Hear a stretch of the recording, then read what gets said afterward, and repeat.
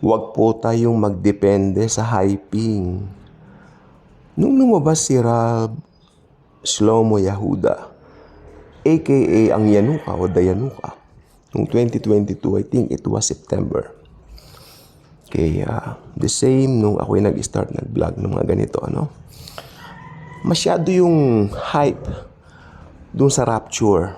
Baka papataas na tayo anytime. Yung mga red hyper, nihahanda na. Third temple especially, alam naman po natin yan, yan ang magiging palatandaan na talagang malapit na nga po ang rapture. Kasi yung rapture po kasi, ito ay hindi po natin nalalaman. Darating ito biglaan, imminent. Pero yung second coming, madali po nating makalkula yan Kasi pag nag-rapture na po, yung mga naiwan, kung alam lang po nilang gagawin sana nila, kung alam nilang gagawin nila, bibilang sila ng 7 taon mula nung rapture, mula nung mawala tayo, mag-disappear tayo mga Kristiyano, bumilang lang sila ng 7 taon, second coming na yun. Pero itong rapture, ito yung imminent. Ito yung wala nakababatid. Darating ang anak ng tao sa hindi inaasahan, sabi. So ito po yung time natin ngayon. We're waiting for it. Magbilang tayo. Since September 2022 hanggang ngayon, mahigit almost 1.5 year na, marami na po nangyari. Yung mga hype dati na medyo bumaba na naman, wala na namang napag-uusapan tungkol sa end times. Na-hype tayong huli noong October, yung nangyaring giyera sa Israel. Pero ngayon, mistulang wala na naman, dead man na naman tayo doon. Kaya sabi nga po ni Jesus, gawin lang natin, dapat natin gawin habang wala ang rapture. Habang nandito pa tayo, yun ay mag-share tayo ng good news. Continue to share the love of Jesus.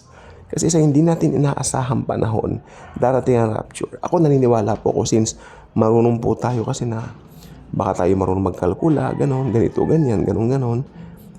Baka naman pati yung rapture atin lang pong makalkula. Hindi po pwedeng ganon kasi imminent yan, biglaan yan.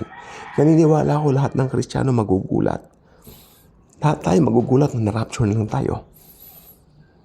Wala tayong palatandaan dyan.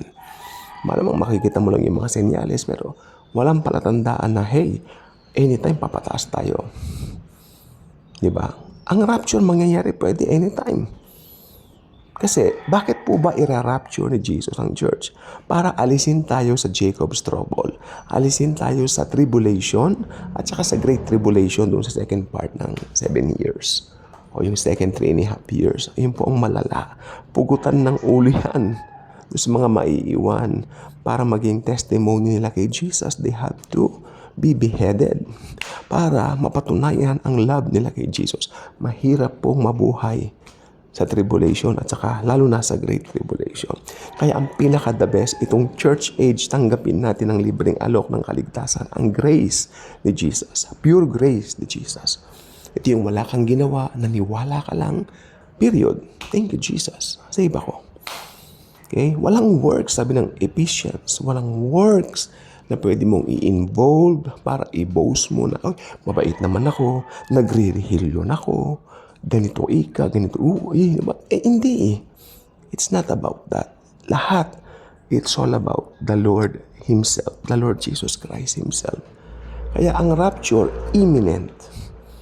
Anytime pwedeng mangyari. Hindi na pinag-uusapan ng Israel sa news. Parang, pagwawalang bahala, baka hindi naman totoo, baka hindi naman mangyari. Matutuloy po ang rapture. Anytime. Ang sabi nga po ng Bible, sa oras na hindi inaasahan, biglang darating ang anak ng tao para dagitin ang mga naglagak na ng tiwala sa Kanya. At tayo po yun. Kaya asahan natin, anytime, maybe mamayang gabi na, rapture na. Kaya kung hindi ka pa subscriber sa channel na ito, I invite you to do so. Click the notification bell, share this video, share the wonderful love of the Savior, the Lord Jesus Christ. Again, Jesus is waiting for us na tanggapin siya sa mga buhay natin. At nang sa ganon, magkaroon tayo ng benefit, biggest benefit, na maka-include at makasama sa rapture na sinabi ko po, imminent, anytime mangyayari na. Thank you, and Jesus truly loves us all.